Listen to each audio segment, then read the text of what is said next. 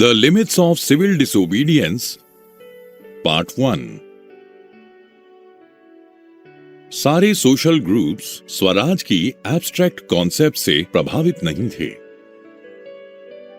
एक ऐसा ही ग्रुप था देश के अनटचेबल्स, जो कि 1930 के दशक से अपने आप को दलित या ओप्रेस्ड कहते थे।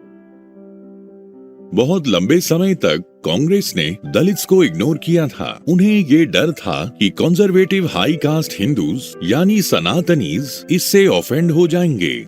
लेकिन महात्मा गांधी ने घोषणा की कि अगर अनटचेबिलिटी को खत्म नहीं किया गया तो अगले 100 साल तक स्वराज संभव नहीं है। उन्होंने अनटचेबल्स को हरिजन या चिल्ड्रन ऑफ गॉड कहा। गांधी जी ने हरिजनों के लिए मंदिर में प्रवेश, पब्लिक वेल्स, टैंक्स, रोड्स और स्कूल्स के दरवाजे खोलने के लिए सत्याग्रह ऑर्गेनाइज किए। वो खुद टॉयलेट साफ करते थे ताकि भंगी या स्वीपर्स के काम को डिग्निफाई किया जा सके। उन्होंने अपर कास्ट को अपने हृदय परिवर्तन करने के लिए और अनटचेबिलिटी के पाप को छोड़ने के लिए बनाने की कोशिश की। लेकिन बहुत सारे दलित लीडर्स समुदाय की समस्याओं के हल के लिए कुछ अलग प्रकार के राजनीतिक हल के बारे में सोच रहे थे। उन्होंने अपने आप को संगठित करना आरंभ किया और एजुकेशनल इंस्टीट्यूशंस में रिजर्व सीट्स की डिमांड की, और उन्होंने सेपरेट इलेक्टोरेट की भी डिमांड की, जो कि लेजिस्लेटिव काउंसिल्स के लिए दलित मेंबर्स का चयन करेगा। उनका मानना था कि पॉलिटिकल एम्पावरमेंट उनके सोशल डिसेबिलिटीज की समस्या को हल करेगी।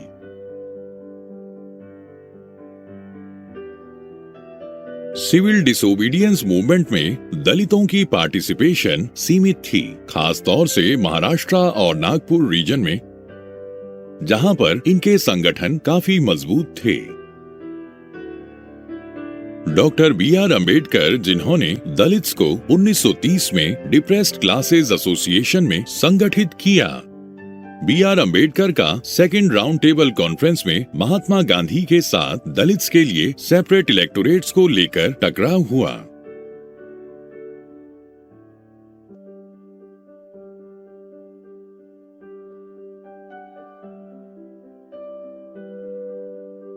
जब ब्रिटिश सरकार ने अंबेडकर की डिमांड मान ली तो महात्मा गांधी ने फास्ट अनटू डेथ आरंभ किया।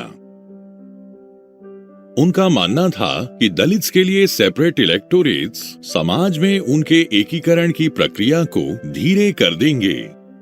अंबेडकर ने अंततः गांधी जी की पोजीशन स्वीकार कर ली और परिणाम स्वरूप पूना पैक्ट ऑफ सितंबर 1932 हुआ।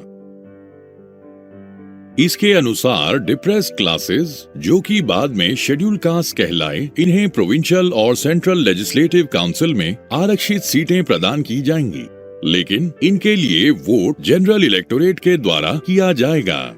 लेकिन फिर भी दलित मूवमेंट कांग्रेस के नेतृत्व में नेशनल मूवमेंट को पूरी तरह से समर्थन नहीं करती थी। The limits of civil disobedience movement part 2। भारत के कुछ मुस्लिम पॉलिटिशियंस का भी सिविल डिसोबीडियंस मूवमेंट की तरफ रिस्पॉन्स इतना उत्साहजनक नहीं था। नॉन कॉर्पोरेशन खिलाफत मूवमेंट के डिक्लाइन के बाद मुस्लिम्स का एक बहुत बड़ा हिस्सा कांग्रेस से एलिनेटेड महसूस करने लग गया था। 1920 के दशक के मध्य से कांग्रेस ओपनली हिंदू महासभा जैसे हिंदू रिलीजियस नेशनलिस्ट ग्रुप्स के साथ एसोसिएटेड नजर आती थी। जैसे जैसे हिंदुओं और मुसलमानों के संबंध और खराब हुए, हर एक समुदाय अपने धार्मिक प्रोसेशंस मिलिटेंट फर्वर के साथ ऑर्गेनाइज करता था, और जिसके फलस्वरूप विभिन्न शहरों में हिंदुओं और मुसलमानों के बीच में कम्युनल क्लैशेस हुए। हर एक दंगे के बाद दोनों कम्युनिटीज के बीच के संबंध और खराब हुए। कांग्रेस और मुस्लिम लीग ने अलायंस को रीनिगोशिएट करने के प्रयास किए और 1927 में ऐसा प्रतीत हुआ कि ये एकता हासिल की जा सकती है। दोनों के बीच में टकराव का मुख्य कारण था भविष्य में इलेक्ट होने वाली असेंबलीज में रिप्रेजेंटेशन का सवाल।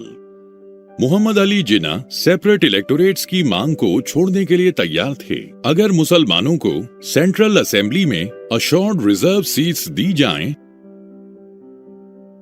और मुस्लिम डोमिनेटेड प्रोविंसेस बंगाल और पंजाब में उनकी जनसंख्या के अनुपात में रिप्रेजेंटेशन दी जाए।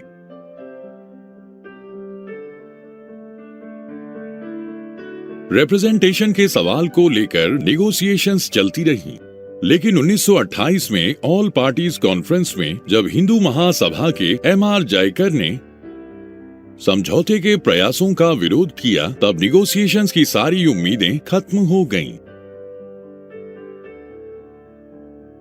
जब सिविल डिसोबीडियंस मूवमेंट आरंभ हुई तब दोनों कम्युनिटीज के बीच में एक अविश्वास का माहौल था। कांग्रेस से एलियनेट होने के कारण मुसलमानों के एक बहुत बड़े वर्ग ने कांग्रेस के द्वारा एक यूनाइटेड स्ट्रगल के आह्वान का समर्थन नहीं किया। बहुत सारे मुस्लिम नेताओं और बुद्धिजीवियों ने भारत में मुस्लिम्स के माइनॉरिटी स्टेटस के बारे में चिंता व्यक्त की। उनका मानना था कि माइनॉरिटीज की परंपराएं और पहचान हिंदू मेजॉरिटी के डोमिनेशन में दब जाएगी।